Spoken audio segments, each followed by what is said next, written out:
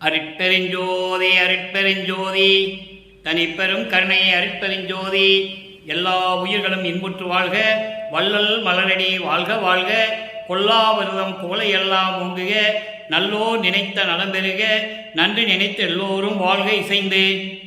உலக மக்களே, அறிவார்ந்த அன்பர்களே, ஆண்மநேய ஒருமைப்பாடுடைய அன்பர்களே, வல்லப்பம்ம நம்ம கல்லிய திருவட்பாவில் 3ஆம் திருமுறையில் பதிகம் 15 ஜோதிட நாடல் என்ற பதிகத்தில் இருக்கின்ற பாடலுடைய விளக்கங்களை பார்த்து கொண்டிருக்கிறோம். ஜோதிட நாடல் மொத்தம் 10 பாடல்களை கொண்டது. இதுவரையிலும் 4 பாடலுடைய விளக்கங்களை பார்த்திருக்கிறோம். இன்று 5வது பாடலுடைய விளக்கத்தை பார்க்க போகிறோம். ஜோதிடம் நாடல் என்பது தலைவி தலைவனை பார்க்க முடியாமல் ஏங்கிக் கொண்டிருக்கின்ற சமயத்தில் இறைவன் வருவாரா வரமாட்டாரா, தலைவன் வருவாரா வரமாட்டாரா என்ற நிலையில் இருந்து கொண்ட போது ஒரு ஜோதிடர்கிட்ட போய் ஜோதிடம் பார்க்க செல்லுகிறார் நமது பிள்ளை பெருமான் அவர்கள். காரணம், சமயங்களும் மதங்களும் மார்க்கங்களும் சூழ்ந்திருந்த காலகட்டங்களில் உலகியலிலே அவர் இருந்தபோது ஒரு தாயின் வழியாக வருவிக்க உற்று உலகியலிலே ஈடுபட்டு கொண்டிருந்த போது தனக்கு இந்த மாதிரி ஒரு நிலை வந்துவிட்டது என்று சொல்லி ஜோதிடம் பார்க்க செல்லுகிறார். தியாகராஜ பெருமான் அவரை நான் தலைவனாக ஏற்றுக்கொண்டிருக்கிறேன், காதல் கொண்டுள்ளேன், அவர் என்னை பார்க்க வரவில்லை, வருவாரா வரமாட்டாரா என்ற நிலையை, உண்மை நிலையை அறிந்து உள்ளதை உள்ளபடி ஜோதிடம் பார்ப்பீர்களாக என்று சொல்லி ஒரு ஜோதிடத்தை போய் ஜோதிடம் பார்க்கிறார். அந்த நிலையில் நாம் இருந்து கொண்டிருக்கிறோம். இதற்கு முன்னால், இந்த பாடலுடைய விளக்கத்தை பார்ப்பதற்கு முன்னால் ஒரு சிறிய முன்னுரை. நமது பிள்ளை பெருமான் அவர்கள் இந்த மண்ணுலைக்கு வருவிக்க உற்று 9 ஆண்டுகள் வரையிலும் தான் யார் என்ற தெரியாத நிலையில் இருந்தபோது 9வது ஆண்டிலே இறைவன் ஆட்கொண்ட பிறகு இறைவனால் வருவிக்க உற்றவன் என்ற நிலை மட்டும் அவருக்கு தெரிகிறது. அந்த காலகட்டங்களில் ஏற்கனவே பிரபஞ்சம் தோன்றிய காலத்திலிருந்தே கிரேதயுகம், திரேதயுகம், துவார யுகம், கலியுகம். கலியுகம் முடிந்துவிட்டது. கலியுகத்தினுடைய இறுதி கட்டத்தில்தான் முடிவடையும் தருவாயில் அருட்பெருஞ்சோதி ஆண்டவர் திருவிளையாடல் செய்கிறார். தன் மகனை ஒரு தாயின் வழியாக இந்த மண்ணுலைக்கு வருவிக்க செய்தார். சுத்த சன்மார்க்கத்தை, ஏற்கனவே இருந்த பல மார்க்கங்கள் இருந்தன. கலக மார்க்கம், திராவக மார்க்கம், நவநீத மார்க்கம், பஸ்ப மார்க்கம், தசா மார்க்கம், சர்புத்திர மார்க்கம், சகமார்க்கம், சமய மார்க்கம், இப்படி பல மார்க்கங்கள் இருந்தன. இந்த மார்க்கங்களும் சமயங்களும் மதங்களும் எல்லாம் சேர்ந்து இறைவனை அவரவர்கள் கருத்துக்கு ஏற்றபடி அதை உருவாக்கிய தலைவர்கள் எல்லாம் அவரவர்கள் கருத்துக்கு ஏற்றபடி இறைவனை உருவகப்படுத்தி அந்த உருவத்துக்கு ஏற்றவாறு ஆலயங்களை அமைத்து அதற்கேற்ற வழிபாடு முறைகளை அமைத்து மக்களை வழிபாடு செய்து விட்டார்கள். அந்த நிலை மாற வேண்டும் என எல்லா நிலையும் முடிந்துவிட்டது. அதாவது யுகங்களுடைய கால அளவு முடிந்துவிட்டது, மார்க்கங்களுடைய கால அளவு முடிந்துவிட்டது, மதங்களும் சமயங்களும் அவற்றினுடைய நெறிகளுடைய கால அளவுகளாம் முடிந்துவிட்டது. அப்போ இந்த உலக மக்களுக்கு ஒரு மார்க்கம் தேவை, சமரச சுத்த சன்மார்க்கம். எல்லா மக்களும் சமரசமாக சுத்த சன்மார்க்கத்தில் வாழ வேண்டும் என்பதற்காகவே, சுத்த சன்மார்க்கத்தை இந்த உலகத்துக்கு தெரியப்படுத்த வேண்டும் என்பதற்காகத்தான் தன்னிடம் இருந்த செல்வ பிள்ளையை இந்த மண்ணுலகிற்கே ஒரு தாயின் வழியாக வருவிக்க செய்தார் அருட்பெருஞ்சோதி ஆண்டவர். இதான் அருட்பெருஞ்சோதி ஆண்டவருடைய திருவிளையாடலுடைய ஆரம்பம். இப்போ இந்த நிலைகள் இருக்கும்போது 9வது ஆண்டிலே திருவொற்றியூரிலே தியாகராஜ பெருமான் தான் இறைவன் என்று நினைத்து நமது பிள்ளை பெருமான் அவர்கள் அங்கு சென்று இறைவனை பற்றி பாடிக்கொண்டிருக்கிறார்கள். தெரியாது, அவருக்கு நிலை தெரியாது. சுத்த சன்மார்க்கம் இருக்கிற நிலை, அருட்பெருஞ்சோதி ஆண்டவருடைய நிலை அப்போ அவருக்கு தெரியாது. அப்போ அந்த காலகட்டங்களில் அவரும் இருக்க வேண்டிய ஒரு சூழ்நிலையில் இருந்து கொண்டிருந்தார்கள். அப்போ இறைவனை பார்ப்பதும், இறைவன் இவரை பார்த்து தெருவழியாக ஓடுவதும், நாரையும் கிளிகளையும் தூது அனுப்பி எந்த பலன் இல்லை என்பதையும், காட்சி கொடுத்து மறைவதையும், இப்படியெல்லாம் நடந்து கொண்டிருந்தன. இறுதியாக 3ஆம் திருமுறை முடிகின்ற காலகட்டங்களில், அதாவது 24 ஆண்டுகள் முடிகிறது. வல்லப்பமானவர்கள் இந்த மண்ணுலைக்கு வருவிக்க உற்று 24 ஆண்டுகள் முடியும் தருவாயில் இந்த பதிகத்தை நமக்கு அருளியிருக்கிறார்கள். மனம் ஒரு நிலையில் இல்லை, அதனால் ஜோதிடம் பார்க்க செல்லுகிறார் என்று சொல்லி இந்த பாடலை நமக்கு அருளியிருக்கிறார்கள், உலக மக்களுக்கு தெரிவிக்கிறார்கள். நான் இந்த நிலையில் இருந்து கொண்டிருந்தேன் என்று சொல்லி உலக மக்களுக்கு தெரிவிக்கிறார்கள். இப்போ இன்று பார்க்க வேண்டிய பாடல் 5வது பாடல். இதுவரை 4 பாடலுடைய விளக்கத்தை பார்த்திருக்கிறோம். ஒவ்வொரு பாடலிலும் ஒவ்வொரு விதமாக இறைவனை உருவகப்படுத்துவார். அப்படிப்பட்ட இறைவன் தன்னிடம் வந்து சேரவில்லையே என்று சொல்லி ஒரு ஜோதிடர்கிட்ட போய் ஜோதிடம் பார்ப்பார். இதை உலக மக்களுக்கு தெரிவிக்கிறார். ஏனென்றால் இது தெரிவிக்க வேண்டிய அவசியம் இருக்கிறது. சமயங்களும் மதங்களும் மார்க்கங்களும் சூழ்ந்திருந்த காலகட்டங்களில் அவரும் அந்த நிலையில் இருந்து கொண்டிருந்தார்கள். உலகியலிலே உலக மக்கள் ஏதாவது குடும்பத்திலே பிரச்சனை வரும்போதோ, துன்பம் வரும்போதோ, பிள்ளைகளுக்கு திருமணம் நடக்கும்போதோ ஜோதிடம் பார்ப்பார்கள். அதுபோன்று அந்த நிலையிலும் நமது பிள்ளை பெருமானவர்கள் இருந்து கொண்டிருக்கிறார்கள் என்பதை இந்த திருவருட்பாவிலே நாம் கண்ட உண்மை. அதன் பிறகு இந்த பாடலுடைய விளக்கத்தை பார்த்த பிறகு காலங்கள் உருண்டு ஓடுகின்றன. அருட்பெருஞ்சாண்டவர் திருவிளையாடல் செய்கிறார். மறுபடியும் தன் மகனுக்கு சுத்த சன்மார்க்கத்தை கொடுத்து, இந்த சமயங்களும் மதங்களும் மார்க்கங்களாம் போய் அந்த நெறிகளெல்லாம் மக்களுக்கு தேவையில்லை, அந்த சங்கற்ப விகற்பங்களால் மக்களுக்கு எந்த பலனும் இல்லை என்று தெரிவித்து மகனுக்கு அறிவித்து, நமது பிள்ளை பெருமானவர்களும் உலக மக்களுக்கு தெரிவித்து சுத்த சன்மார்க்கத்தை அறிவிக்கிறார்கள். அந்த நிலையிலிருந்து பார்த்து கொண்டிருக்கிறோம். இப்போ அந்த 3ஆம் திருமுறையில் பாடலை பார்த்துவிட்டு அதன் பிறகு 6ஆம் திருமுறையிலே சுத்த சன்மார்க்கத்தை பெற்ற பிறகு இறைவன் யார் என்பதையும், அந்த இறைவனிடமிருந்து எப்படியெல்லாம் அருளை பெற்றுக்கொண்டார் என்பதையும், இறுதியாக எப்படி இறைவன் ஆனார் என்பதையும் நாம் பார்க்க போகிறோம். 5வது பாடல் 3ஆம் திருமுறை பதிகம் 15 ஜோதிட நாடல். அதாவது தவர்த்தாம் வணங்கும் தாளுடையார். தியாகராஜ பெருமான் சொல்றார், தவர்த்தாம் வணங்கும் தாளுடையார் தாய்போல் அரியர் தம்மை புறப்பார். பவர்த்தாம் அறியா பண்புடையார் பனை சூழ் ஒற்றி பதி அமர்ந்தார். அவர்தாம் மீண்டும், நல்ல பாடலை கவனிக்கணும். இங்கேதான் அவருடைய ரகசியத்தை கூறுகிறார். மீண்டும் என்றால் இதுக்கு முன்னால் ஏதோ நடந்திருக்கு, நல்லா நீங்கள் கவனிச்சுட்டே வரணும். அவர்தான் மீண்டும் உற்று என்னை அணைவாரோ அன்றி நான் போய் அணைவேனா. ஜோசியர்கிட்ட சொல்றார், அவர் மீண்டும் உற்று அணைவாரோ அன்றி நான் போய் அணைவேனோ. உவர்த்தாம் அகற்றும் ஜோதிடம் பார்த்து உரைப்பீர் புரிநூல் உத்தமரே. புரிநூல் உத்தமர் என்பது பூநூல் அணிந்த உத்தமர் என்று சொல்கிறார். ஜோசியனை பார்த்து சொல்றார், பேர் சொல்ல முடியாது, அதனால புரிநூல் அணிந்த உத்தமர் என்று சொல்லுகிறார். பூநூல் அணிந்த உத்தமரே என்று சொல்லுகிறார். இப்போ அந்த பாடலில் வருகின்ற பதவுரையை பார்க்க போகிறோம். அதன் பின் தெளிவுரை. தவர்த்தாம் வணங்கும் தாளுடையார். தவர்த்தாம் வணங்கும் தாளுடையார் என்பது தவம் இருக்கின்றவர்கள் வணங்கக்கூடிய திருவடிகளே உடைய இறைவன். தவம் இருக்கின்ற முனிவர்கள், ரிஷிகள் போன்றவர்களெல்லாம் இறைவனை என்னுடைய திருவடிகளை நினைத்து தவம் இருக்கிறார்கள். தாய்போல் அடியார் தம்மை புறப்பார். ஒரு தாய் எப்படி பிள்ளைகளை காப்பாற்றுவாளோ அதுபோன்று பாதுகாப்பாக அடியார்களை காப்பாற்றக்கூடிய இறைவன். புறப்பார் என்றால் பாதுகாவலனாக இருக்கக்கூடியவர்.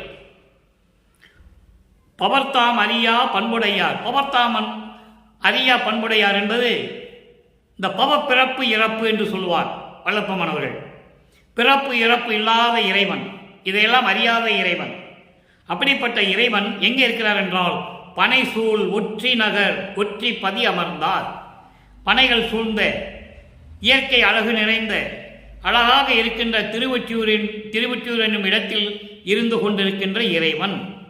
அப்படிப்பட்ட இறைவன் அவர் மீண்டும் மீண்டும் விரும்பி என்னை வந்து சேருவாரா? மீண்டும் என்னை வந்து பார்த்து அருளை கொடுப்பாரா? இல்லையேல் அன்றி நான் போய் அணைவேனோ. இல்லை நான் போய் பார்ப்பனா, நான் போய் சேர்ந்துக்கிடுவேனா? எனக்கு ஒன்றுமே புரியல. இத்தனை ஆண்டு காலமாக நான் இறைவனை பார்க்க செல்லுவதும், இறைவன் தெருவழியாக ஓடுவதும், நாரையும் கிளிகளையும் தூது அனுப்பி எந்த விதமான பலனில்லை என்பதையும் நான் பார்த்து விட்டேன்.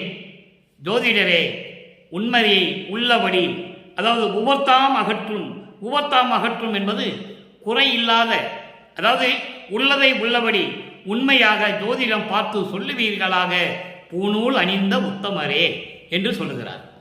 இப்போ பதவுரை பார்த்துட்டோம், பாடுடைய விளக்க உரை பார்க்க போகிறோம். நல்ல கவனிங்க.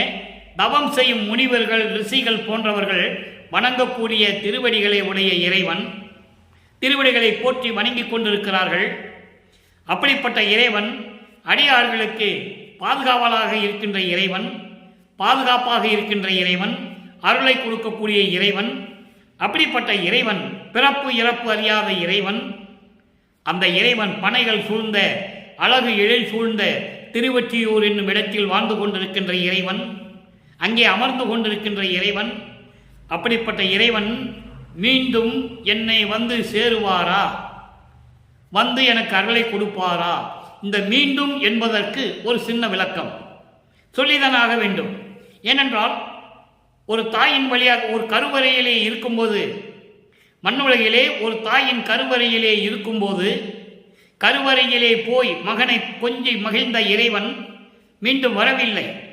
கருவறை இருட்டாக என்று சொல்லும்போது ஒளி காட்டிய இறைவன், கருவறையிலே இருக்கும்போது பசி என்று சொல்லும்போது தன் மகன் பசி என்று சொல்லுகிறானே என்று சொல்லி கருவறையிலே சென்று அருளமுதம் கொடுத்த இறைவன், அருப்பெருஞ்சோதி ஆண்டவர். மகனுக்கு தென்றல் காற்று வீசி மகிழ்ந்து கொண்டிருந்த இறைவன் அதன் பிறகு வரவில்லை.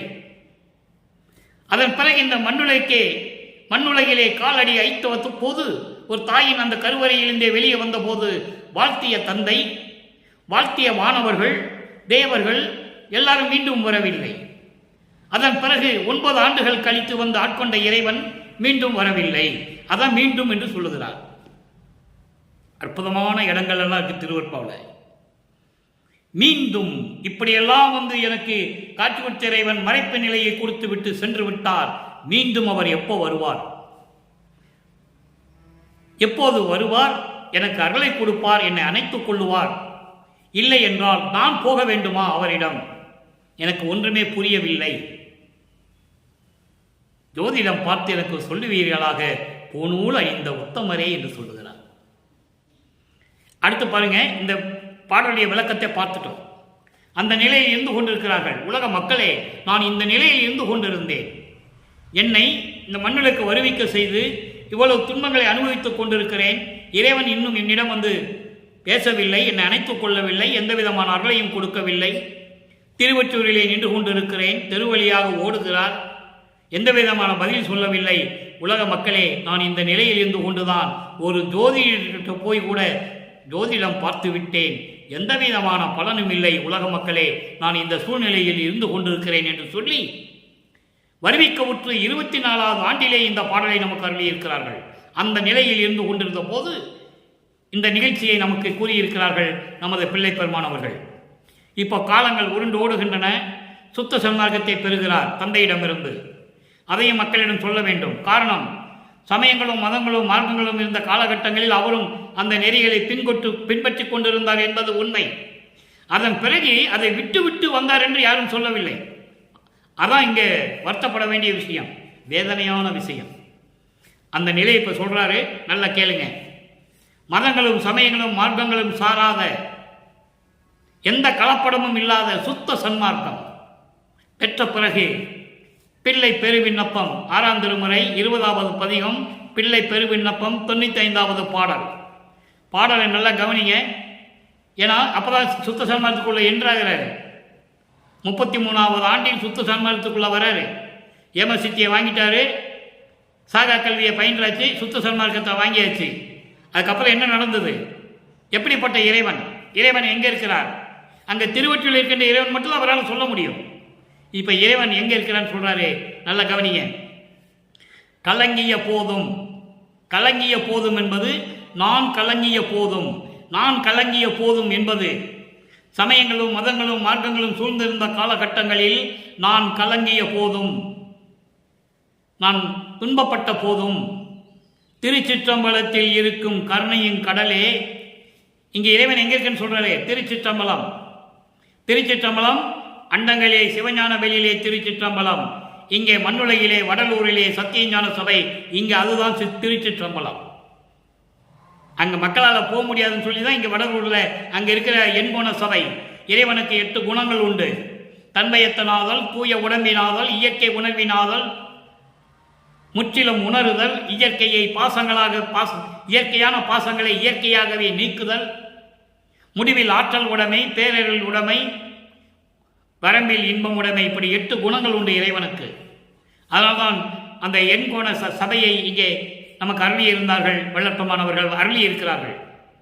கருணையின் கடலே நின்பால் இலங்கிய நேயம், நான் நின்பால் இலங்கிய நேதம், அப்படி படிக்கணும். நான் சைலண்டில் இருக்கு, மறைப்பில் இருக்கு. நான் கலங்கிய போதும் திருச்சிற்றம்பலத்திலே இருக்கும் கருணையின் கடலே, இறைவனே அருப்பெருஞ்சோதியே, நான் உன்னிடத்தில் வைத்த அன்பு இருக்கிறதே, இலங்கிய நேயம், நின்பால் இலங்கிய நேயம், உன்னிடத்தில் நான் வைத்த அன்பு விளங்கியதில்லையே, விலகியதில்லையே. எப்பையும் நான் உன்னிடம் தானே அன்பு வைத்திருந்தேன், விளங்கியதில்லையே என்பது விலகவில்லையே. உன்னிடம்தான் அன்பு வைத்துக் கொண்டிருக்கிறேன். எந்தை எனது தந்தையே, நின் உள்ளம் அறியாதோ? நான் சமயங்களிலும் மதங்களிலும் நான் கலங்கி கொண்டிருந்த போது கூட, இப்போ திருச்சிற்றம்பலத்தில் இருக்கின்ற என் கருணையின் கடலே, இறைவனே, உன்னிடம் நான் வைத்த அன்பு கொஞ்சம் கூட குறையவில்லையே. இது உன் திருவுள்ளம் அறியுமே. அடுத்து சொல்றார் பாருங்க, மலங்கிய மனத்தேன் புகழ்வது என், மாயைகளையும் மயக்கங்களையும் துன்பங்களையும் கொண்டிருந்த இந்த மனம் கொண்டவன், நான் சொல்லுவதில் என்ன இருக்கிறது, எல்லாம் உனக்கு தெரியுமே, நின் திருவுள்ளம் அறியுமே. மலங்கிய மனத்தேன் சொல்வது என், நான் சொல்லுவதில் என்ன இருக்கிறது? என் வினையால் மாயையால், வினையால் மாயையால் வரும் பிழையெல்லாம் அலங்கும், என் பிழைகள் அல்ல. சொல்லிட்டாரா? நீ இருக்க சொன்ன இருந்தேன் மகனை, நீ சமயங்களில் மதங்களில் மார்களில் இருந்துதான் வரணும்னு சொன்ன, நான் இருந்தேன். அது என்னுடைய தவறு இல்லை, என் பிழை அல்ல. மாயையால் வினையால் வரும் பிழைகள் எல்லாம் என் பிழைகள் அல்ல என்று உன்னோடு அடிக்கடி அறைந்தனன். அறைந்தனன் என்பது சொன்னேன், அறை என்பது சொல்லுவது, அறைந்தனன் என்பது நான் சொன்னேன், அடிக்கடி சொன்னேன். இங்க பாரு, இந்த மாதிரி பிரச்சனைகள்லாம் வருது, துன்பங்கள் துயரங்கள் எல்லாம் நம்மளை சூழ்ந்து கொண்டு இருக்கிறது. நான் என்ன செய்யறது அப்படின்னு சொல்றேன். நீ அடிக்கடி உங்ககிட்ட நான் சொல்லியிருக்கேன், இதெல்லாம் என்னுடைய பிழைகள் அல்ல, என்னுடைய தவறு அல்ல, என்னுடைய குற்றங்கள் அல்ல. அடிக்கடி நான் உன்னிடம் சொல்லியிருக்கிறேன். ஆண்டே, என் ஆண்டவரே, அருப்பெருஞ்சோதியே என்று சொல்லி பிள்ளை அவர்கள், பிள்ளை பெருமான் அவர்கள் விண்ணப்பம் வைக்கிறார். அடுத்து பாருங்க, இப்போ ஒரு தாயின் வழியாக வருவிக்கு விட்டார். அந்த மாயைகளை எப்படி சிக்கிட்டு இருந்தாரு உலக மக்களுக்கு சொல்லணும். ஏன்னா இவர் சாதாரண மனித பிறவி எடுத்து வந்தவர் அல்ல. அதை முதல்ல நீங்க மனசுல வச்சுக்கணும், எப்பயுமே மனசுல வச்சுக்கணும். வல்லப்பமான் சொன்ன உடனே டக்குன்னு ஞாபகம் வரணும், அருப்பெருஞ்சோதியுடைய பிள்ளை, அவருடைய திருவிளையாடல் தான் இங்கே வந்தாருன்னு நீங்கள் அப்படியே மனசில் வச்சுக்கணும், நிரந்தரமாக வச்சுக்கணும். மாயையின் விளக்கத்தை சொல்கிறாரு 27வது பதிகம் 5வது பாடல் 3ஆம் திருமுறையில். இன்றைக்கி நான் பார்த்த பாடலில் ஒன்றுமே இருக்காது. இறைவனை பற்றி சொல்லுவார். திருவெற்றியில் இருக்கின்ற இறைவன், அடியார்களுக்கு உதவுகின்ற இறைவன், அப்படியெல்லாம் சொல்லிட்டு என்ன சொல்லுவார் ஜோசியர்கிட்ட போய், அவர் வருவாரா வரமாட்டாரா, மீண்டும் வருவாரா வரமாட்டாரா, அப்படி மீண்டும் நான் ஏற்கனவே வந்தவர் இன்னும் வந்து சேரலை. அதுதான் மட்டும்தான் அந்த பாடலில் இருக்கும். ஏன்னா அந்த காலகட்டத்தில் அந்த சூழ்நிலை. இப்போ சொல்றாரு மாயையின் விளக்கம் பாருங்க. வாங்கிய செவிலி, வாங்கிய செவிலி, அதாவது என்னை மண்ணுலகிற்கு அனுப்ப வேண்டும் என்று சொல்லி என்னை ஒரு தாயிடம் ஒப்படைத்தாள். அந்த தாய் ஒரு செவிலியிடம் ஒப்படைத்தாள், வளர்ப்பு தாயிடம் கொண்டு ஒப்படைத்தாள். அவ என்ன பண்ணிட்டா தெரியுமா? அவ போய் இன்னொரு பொண்ணுகிட்ட கொடுத்துட்டான். எப்படி? மகள்னா பெண், அவ வளர்க்கிறன்னு சொல்லி நீ கொண்டு போய் கொடுக்க, அவ கொண்டு போய் ஒரு வளர்ப்பு தாய்கிட்ட கொடுக்க, அவ கொண்டு போய் என்ன பண்ணா இன்னொரு பெண்ணுகிட்ட கொடுத்துட்டா. அதான் மகள் என்று சொல்லுகிறார். நல்லா நீங்க புரிஞ்சுக்கணும். உலகியலிலே இருந்ததனால் ஒரு தாயிடம் எப்படி இருந்தேன் என்று கூறுகிறார். அப்ப அந்த மாயைகளெல்லாம் எப்படி என்னை வாட்டி வதைத்தன என்று கூறுகிறார். உலக மக்களுக்கு தெரிவிக்கிறார். தந்தையிடம் சொல்வது போல, அருப்பெருஞ்சோதி ஆண்டவன் சொல்லுவது போல உலக மக்களுக்கு தெரிவிக்கிறார். அப்ப அந்த மகள் என்ன பண்ணா? கொண்டு போய் கொடுத்தாச்சு. எப்படி கொடுத்த? நீ என்னை சீரோடும் சிறப்போடும் வளர்க்க சொன்னாய், அறிவோடு வளர்க்க சொன்னாய். சீரோடும் சிறப்போடும் அறிவோடும் வளர்க்க சொல்லி இவனை கொண்டு போய் கொஞ்ச நேரம் தூங்க வைன்னு கொடுக்க சொன்னாய். துயிற்றனா இவனை கொஞ்சம் தூங்க வையே, தூங்காமையே இருக்கிறான், இவனை கொஞ்சம் தூங்க வையின்னு சொல்லி ஒரு பெண்ணுகிட்ட கொண்டே நீ கொடுத்த, செவிலித்தாய்கிட்ட கொண்டே கொடுத்துட்ட. அவன் என்ன பண்ணா, செவிலித்தாய் இன்னொரு பெண்ணுகிட்ட கொண்டே கொடுத்துட்டா, இந்த நீ வச்சுக்கோன்னு சொல்லி மகள் கையில் துயிற்ற, அதாவது இவனை உறங்க வைக்க நீ கொடுக்க, அவன் என்ன பண்ணிட்டா, நீ இன்னொரு பொண்ணுகிட்ட கொண்டே கொடுத்துட்டா. மகள் கையில் கொடுத்தனல் என்னைத்தான், என கொடுத்தாச்சு. அப்போ கொடுத்த பிறகு இங்கு இவள் கருத்தில் ஏது நினைத்தாலோ என் செய்வேன், அவ என்ன நினைச்சாலோ தெரியல, நான் என்ன செய்யறதுன்னு தெரியாம இருக்கும்போது என்னையே உணர்ந்து தூங்கமும் ஒட்டாள். நான் தூங்கணும்னு விரும்பினா கூட தூங்க விடுறதில்லை, நான் தூங்கணும்னு நினைச்சா கூட என்ன தூங்க விடுறதில்லை. அடிக்கடி கிள்ளி தொட்டிலும் ஆட்டி இருக்கின்றான். என்னை தொட்டில் ஆற்றுறதும், கிள்ளி விட்டு நான் அழுத உடனே தொட்டில போட்டு ஆற்றுறதும், இப்படியே தான் இந்த மாயைகள் எல்லாம் என்னை வதக்கி கொண்டிருந்தன, வாட்டி கொண்டிருந்தன, துன்பப்படுத்திக் கொண்டிருந்தன. ஏங்கு உருகின்றேன், ஏங்கு உருகின்றேன், ஒரே ஏக்கமாக இருந்து கொண்டிருக்கிறேன். என்னை பெற்ற தாயும் வரவில்லை, போன பாடல்ல பார்த்தோம், சிவகாமி வள்ளியும் வரவில்லை, அருப்பெருஞ்சோதி ஆண்டவராகிய என் தந்தையாகிய நீயும் வரவில்லை, நான் என்ன செய்வேன், பெற்றவர்களுக்கு இது அழகா அப்படின்னு கேட்பாரு. அதான் இங்க சொல்கிறார், ஏங்கு உருகின்றேன், ஏங்குகின்றேன், தாயும் தந்தையும் வந்து என்னை பார்க்கவில்லையே என்று சொல்லி ஏங்குகின்றேன் என்று சொல்லுகிறார். அப்ப அவருடைய நிலை என்னென்னு நீங்க புரிஞ்சுக்கணும், அவருடைய நிலை என்னன்னு நீங்க புரிஞ்சுக்கணும். இறைவனுடைய திருவிளையாடலால் வந்த மகன் என்பதை நீங்கள் புரிந்து கொள்ள வேண்டும். உலகியலிலே ஒரு தாய்க்கும் தந்தைக்கும் பிறந்தான் என்பது அது உலகியல் விளக்கம், யாரும் மறுக்க முடியாது, உண்மைதான். ஆனால் இந்த நிலையில் பார்க்கும்போது அவர் இறைவனுடைய திருவிளையாடலால் அறிவிக்க விட்டவர் என்பதை நீங்கள் உறுதி செய்து கொள்ள வேண்டும், மனதில் உறுதியாக ஏற்றுக்கொள்ள வேண்டும். அப்பதான் வல்லப்பம்மன் வந்து ஒரு சாமியார்னு நீங்க நினைக்க மாட்டீங்க, அவர் இறைவன் நினைக்கணும் நீங்க. அப்போ ஏங்கு உருகின்றேன், பிள்ளை தன் அருமை ஈன்றவர் அறிவரே. பிள்ளைகளுடைய பெருமை யாருக்கு தெரியும், பெத்தவங்களுக்கு தான் தெரியும். எந்தாய் எவ்வளவு அற்புதமா சொல்ற பாருங்க. என்னை பெத்து எடுத்து ஒரு தாய்கிட்ட கொடுத்த, அந்த தாய் என்ன பண்ணிட்டா, இவனை நல்ல அறிவோடு வளர்க்கணும்னு சொல்லி வாங்கிய செவிலி அறிவோடும் துயிற்ற.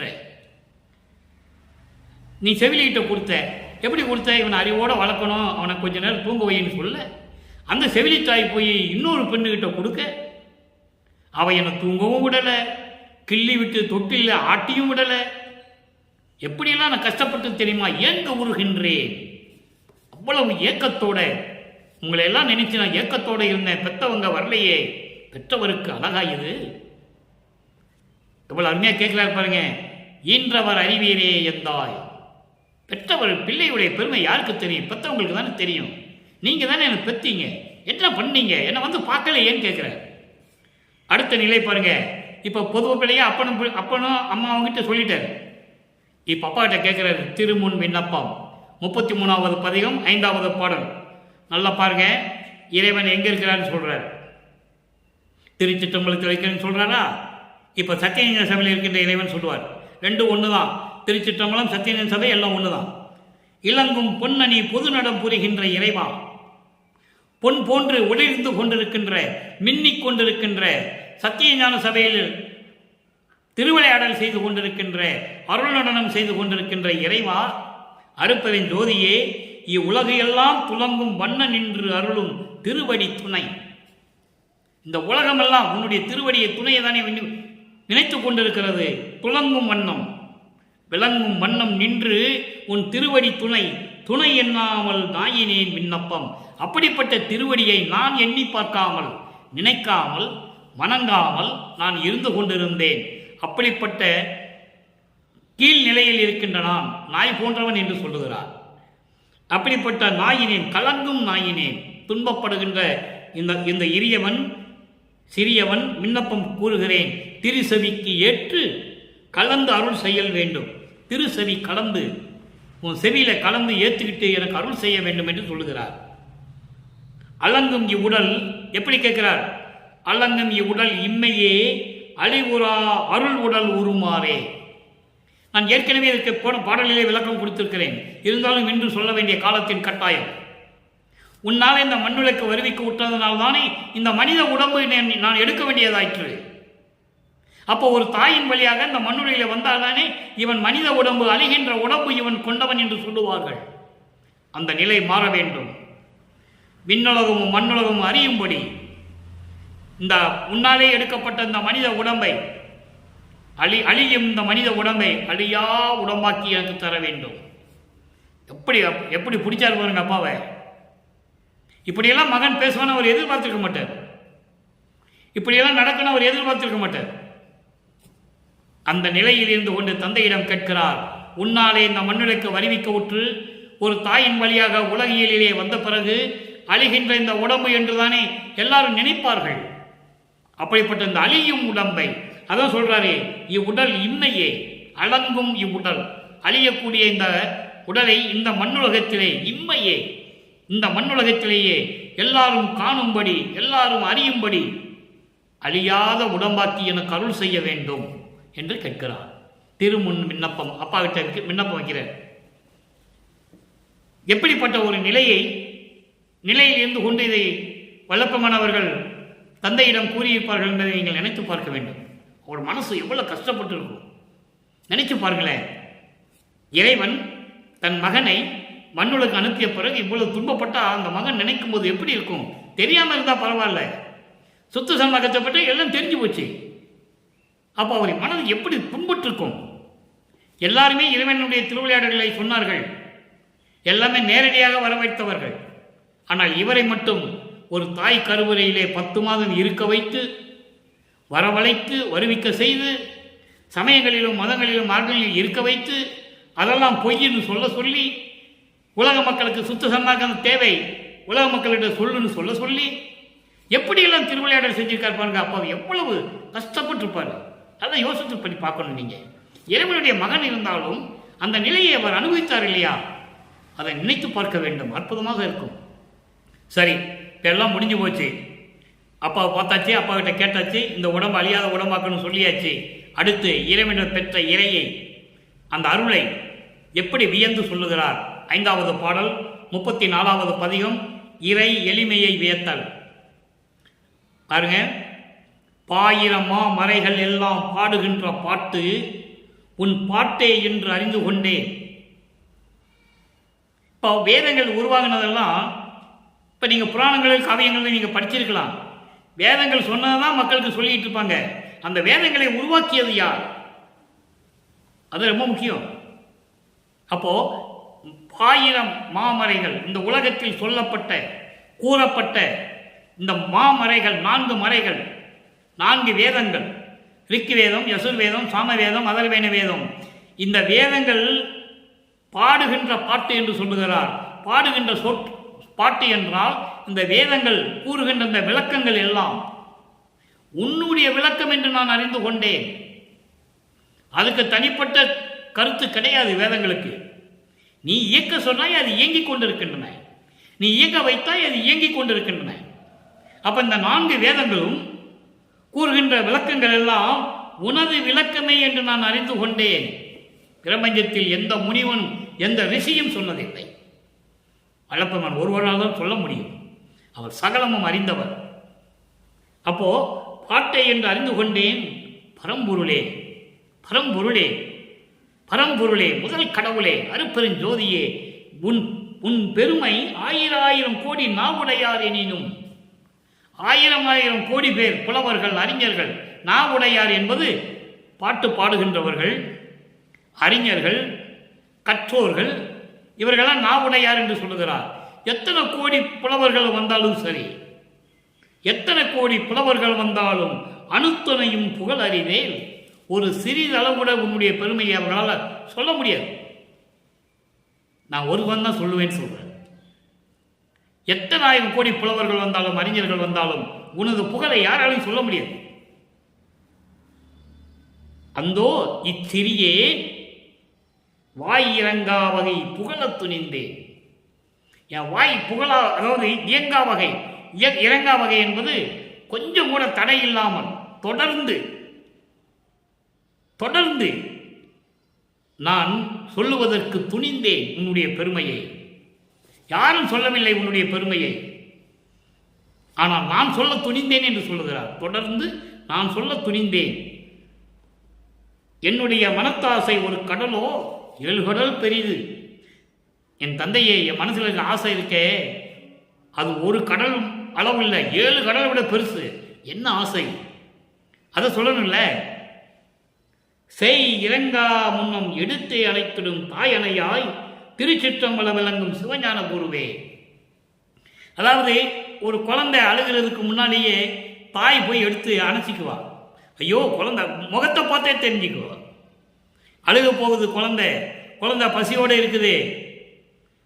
தாய் குழந்தை முகத்தை பார்த்தே தெரிந்து கொள்ளுவாள். ஓடி போய் குழந்தையை தூக்கி அணைத்து கொஞ்சி குழாவுவாள். அதுபோன்று என்னை கொஞ்சி குழாவி மகிழ்ந்த இறைவனே, எப்படிப்பட்ட இறைவன்? திருச்சிற்றம்பலத்திலே விளங்கும் சிவஞான குருவே.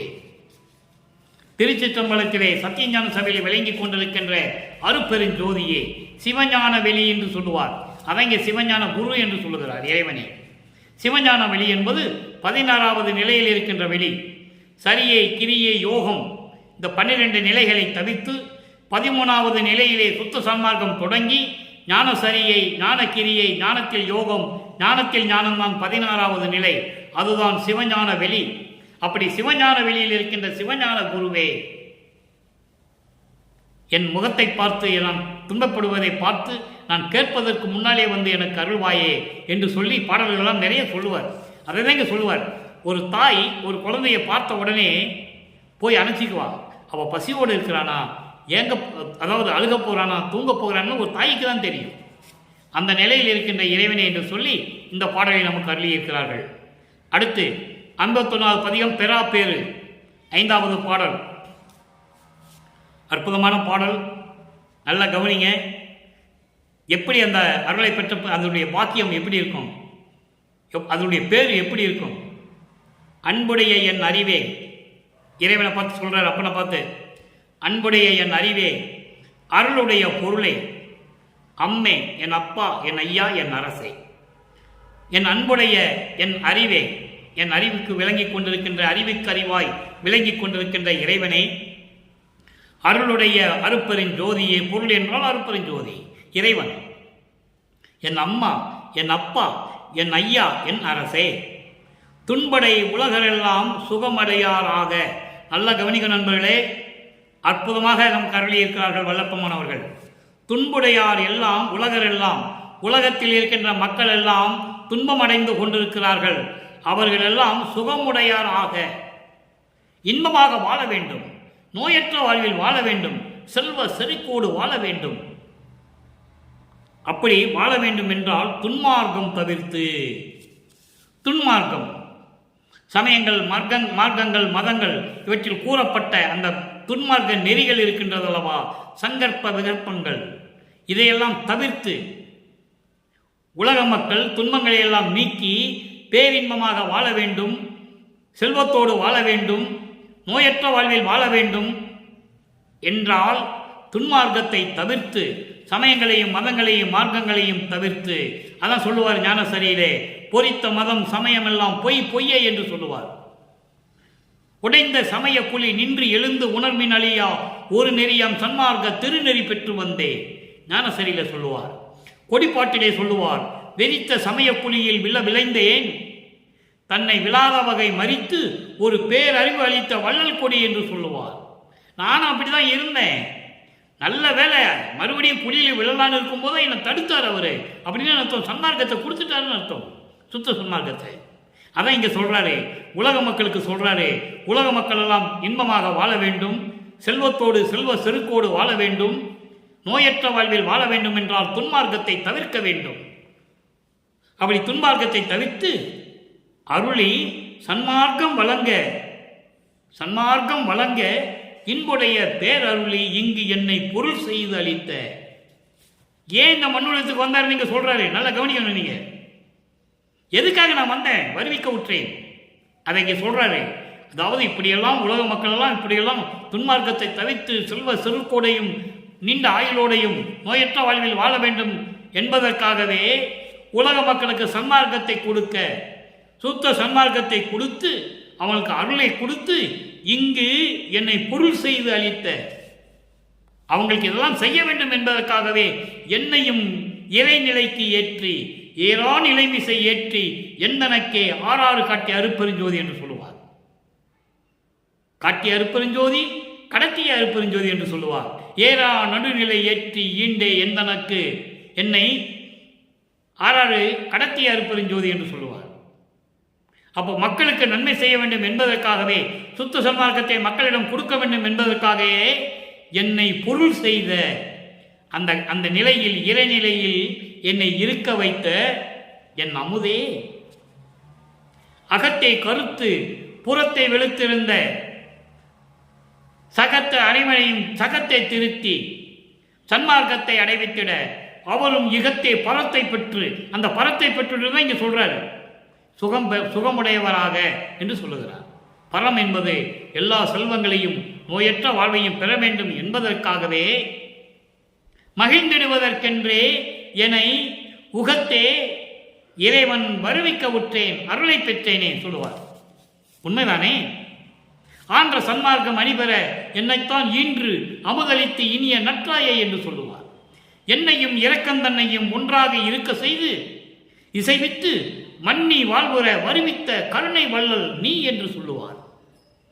அப்படி நீ என்னை வரவச் செய்கிறே, அப்படிப்பட்ட என் இறைவனே, அதான் சொல்றாரு இங்கே, சன்மார்க்கம் வழங்க இன்புடைய பேரருளி இங்கு என்னை பொருள் செய்து வைத்த என் அமுதே, இந்த மண்ணுலகத்திற்கு என்னை வருவிக்க செய்த, இங்கு என்பது இந்த மண்ணுலகத்திற்கு, இந்த மண்ணுலகத்துக்கு என்னை வருவித்த என் அன்பே, என் அமுதமே, என் இறைவனே, என் உறவே. தாய் தந்தை என்ற உறவு எனக்கு யாரு? நீதானே, எனக்கு இனிய துணையே. அடுத்து சொல்ற பாருங்க, என்புடை நீ இருக்கின்றாய், என்னோடு நீ இருக்கின்றாய், உன்புடை நான் மகிழ்ந்தே இருக்கின்றேன். நீ என்னோடு இருக்கிறாய், நான் உன்னோடு இருக்கிறேன். அப்படின்னு என்ன அர்த்தம்? இரண்டரை கலந்து கொண்டார்கள். தந்தை மகனோடு இரண்டரை கலந்து கொண்டார். இந்த நிகழ்வு நடந்தது சித்தி வளாகம் திருமாளிகையில். 51 ஆண்டுகள் முடியக்கூடிய, அதாவது இறைவனுடைய திருவிளையாடல் முடிகின்ற நேரத்தில் தன் மகனை இறைவனாக்குகிறார்.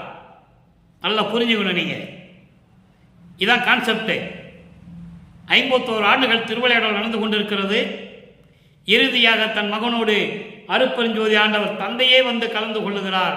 அதை தான் இங்கே சொல்லுகிறார், என்புடை நீ இருக்கின்றாய், என்னோடு நீ இருக்கின்றாய், உன்புடை நான் மகிழ்ந்தே இருக்கின்றேன். இவ்வொருமை யார் பெறுவார் ஈண்டே? இந்த உலகத்தில், எந்த பிரபஞ்சத்தில், இந்த உலகத்தில் இப்போ யார் இந்த ஒருமையை பெற முடியும்? ஒருமை என்பது ஒன்றானது, அத்வைதம். துவைதம் என்பது வேறுபட்டது, இது அத்வைதம். அத்வைதம் என்பது ஒன்றுபட்டது, ஒருமை நிலை. ஒரே ஒரு நிலை, ஒரே ஒரு நிலைதான், கடவுள் ஒருவர் தான் என்ற நிலைக்காக தன் மகனோடு கலந்து கொள்ளுகிறார் இறைவன் அருப்பெருஞ்சோதி ஆண்டவர். அதான் சொல்லுவார் 6ஆம் திருமுறையிலே கடைசி பாடல், சாமி என் துரை எனது உயிர் நாயகனார் இன்று நான் இருக்கும் இடத்தில் வந்து அமர்கின்றார். பின் சாரும் 2.5 நாளிகையில் என் பேர் உடம்பில் கலந்து பிரியாது இருப்பார். அதான் சொல்றாரு, என்புடை நீ இருக்கின்றாய், உன்புடை நான் மகிழ்ந்தே இருக்கின்றேன், இவ்வொருமை யார் பெறுவார் ஈண்டே என்று சொல்லி இந்த பாடலை நமக்கு அறிவிக்கிறார்கள். அடுத்து ஒரு எளிமையான ஒரு விளக்கம், நல்லா கவனிங்க. திருவுந்தியார் பதிகம் 64 5வது பாடல். திருவுந்தியார் என்பது, உந்தி என்பது ஒரு உந்துகின்ற ஒரு சக்தி. அது, அந்த சக்தி காற்றிலே கூட இருக்கிறது. ஒரு பேப்பரை எடுத்து மேலே போடுங்க, ஒரு காகிதத்தை எடுத்து போட்டிங்கன்னா அது பறக்கும். அப்போது அந்த காற்றுக்கு உந்துற சக்தி இருக்குது. அதை தான் உந்தியார் என்று சொல்லுகிறார். அது எப்படி சொல்கிறார் பாருங்க, ஞானம் உதித்தது, நாதம் ஒலித்தது, தீனம் தவிர்ந்தது என்று உந்திப்பெற. எளிமையான வார்த்தை தான், ஆனால் இந்த இதனுடைய உண்மையை உலக மக்களுக்கு சொல்லணும். இல்லை, இறைவனோடு இறந்து கலந்துக்கிட்டாரு, 2 பேரும் இறைவன் ஆயிட்டாங்க, அருப்பெருஞ்சோதி ஆண்டவர் ஆயாச்சு. அதன் பிறகு சொல்லுகிறார், அந்த நிலையை சொல்லுகிறார், ஞானம் உதித்தது, நாதம் ஒலித்தது. நாதம் என்பது பறையோசை. வானவர்கள் பறையோசை கொடுத்து வாழ்த்துகிறார்கள். நாதம் ஒலித்தது. தீனம் தவிர்ந்தது. தீனம் என்பது துன்பங்கள் நீங்கியது. நான் ஏற்கனவே மேற்கொண்டிருந்த சமயங்கள், மதங்கள், மார்க்கங்களுடைய பற்றுகளால் ஏற்பட்ட துன்பங்கள், துயரங்கள், மனக்கலக்கங்கள், மன வருத்தம் இதெல்லாம் நீங்கிவிட்டது என்று உந்திப்பெற, சிற்றவை கண்டேன் என்று உந்திப்பெற, சிற்றவையிலே நான் இறைவனை பார்த்தேன் என்று உந்திப்பெற என்பதை பிரபஞ்சம் பொழுது சொல்லுன்னு சொல்றார். ஆக இறைவனோட கலந்தது மூன்றாம் திருமுறையில் இருக்கின்ற விளக்கங்களிலே ஒன்றுமே இருக்காது. நல்லா நீங்கள் புரிஞ்சுக்கணும். சமரச சுத்த சன்மார்க்கத்தை பெற்ற பிறகுதான் அவர் இறைவன் ஆனார் என்பதை நீங்கள் புரிந்து கொள்ள வேண்டும். இதோடு இந்த எளிமையான விளக்கம் முடிந்துவிட்டது. அன்பர்களே, நீங்களும் சுத்த சன்மார்க்கத்தில் இணைந்து கொலையும் புலையும் தவிர்த்து, கொலை என்பது உயிரினங்களை கொலை செய்வது, தான் உண்பதற்காக ஒரு உயிரை கொல்லுவது, ஆணவத்தினால் செருக்கினால் ஒரு உயிரை கொல்லுவது. உதாரணத்துக்காக ஒரு பாம்பு போயிட்டு அதோட்டு போயிட்டு போகுது, அதை போய் ஒரு கொம்பெடுத்து அடித்து சாகடிச்சிருவாங்க. அது வாட்டு போனால் எங்கேயோ போய் ஒழிஞ்சிட போகுது. இப்படி உயிர்களை கொலை செய்வது, அதன் பிறகு கொலை செய்யப்பட்ட அந்த பிணங்களை உண்பது, மாமிசம் உண்பது, இந்த நிலைகள் இருந்தால் மாற வேண்டும். சுத்த சன்மார்க்கத்துடைய முதல் விதியே அதான். அதன் பிறகு உருவ வழிபாடை நீக்கணும், கொலையும் புலையும் தவிர்க்கணும், ஜீவகாரணிய ஒழுக்கத்தை மேற்கொள்ள வேண்டும். ஒரு ஜீவன் பசின்னு அவஸ்தைப்பட்டால், துன்பப்பட்டால் அது நம்மளால் முடிஞ்ச அளவுக்கு நீக்கணும். முடியலைன்னா இறைவன்கிட்ட விண்ணப்பம் வச்சுட்டு போகணும். ஐயோ, ஒரு உயிர் பசியோடு இருக்கே, அருப்பெருஞ்சோதி ஆண்டவரே, வள்ளல் பெருமானே, இதை எப்படியாவது அந்த ஜீவனுடைய பசியை தீர்த்து விடுங்கள் என்று சொல்லி நீங்கள் இறைவனிடம் விண்ணப்பம் வைக்க வேண்டும். இந்த நிலையில் இருந்து கொண்டு, சுத்த சன்மார்க்கத்தில் இருந்து கொண்டு, சமயங்களிலும் மதங்களிலும் மார்க்கங்களில் கூறப்பட்ட சங்கற்ப விகற்பங்களை எல்லாம் நீக்கி, எந்த விதமான குறியீடுகள் இல்லாமல், இப்போ நீங்கள் பார்த்தீங்கன்னா சைவ சமயத்தில் என்ன பண்ணுவாங்க, திருநீர் பூசுவாங்க. வைஷ்ணவ சமயத்தில் நாமம் போடுவாங்க. நாமம் போடுறதே 2-3 விதம் இருக்குது. கொண்டி நாமம், பாத நாமம், பட்ட நாமம் எல்லாம் இருக்குது. அவங்களுக்குள்ளே வேறுபாடுகள், முரண்பாடுகள் நிறைய இருக்குது. இது உலகம் அறிந்த விஷயம்தான். இந்த மாதிரி எந்த விதமான குறியீடுகள் இல்லாமல், எந்த சமயங்களையும் மதங்களையும் மார்க்கங்களையும் சாராமல் இருக்கின்ற சுத்த சன்மார்க்கம், இறைவனை அடையக்கூடிய சுத்த சன்மார்க்கம், இறைநிலையை பெறக்கூடிய சுத்த சன்மார்க்கம். அப்படி சன்மார்க்கத்தில் இருந்து கொண்டு இறைவனை வணங்கி மகாமந்திரத்தை சொல்லி, அருட்பெருஞ்சோதி அருட்பெருஞ்சோதி தனிப்பெருங்கருணை அருட்பெருஞ்சோதி என்ற மகாமந்திரத்தை சொல்லி இறைவனிடம் எல்லா அருளையும் செல்வங்களையும் பெற்றுக்கொண்டு நீங்கள் நோயற்ற வாழ்வில் வாழ்வாங்கு வாழ வேண்டும் என்று இறைவனோட தயவோடையும் கருணையோடையும் வாழ்த்தி விடைபெறுகிறேன். இந்த வள்ளலார் ஊழியன். நன்றி, வணக்கம். அருட்பெருஞ்சோதி அருட்பெருஞ்சோதி தனிப்பெரும் கருணை அருட்பெருஞ்சோதி. மீண்டும் நாளை சந்திப்போம்.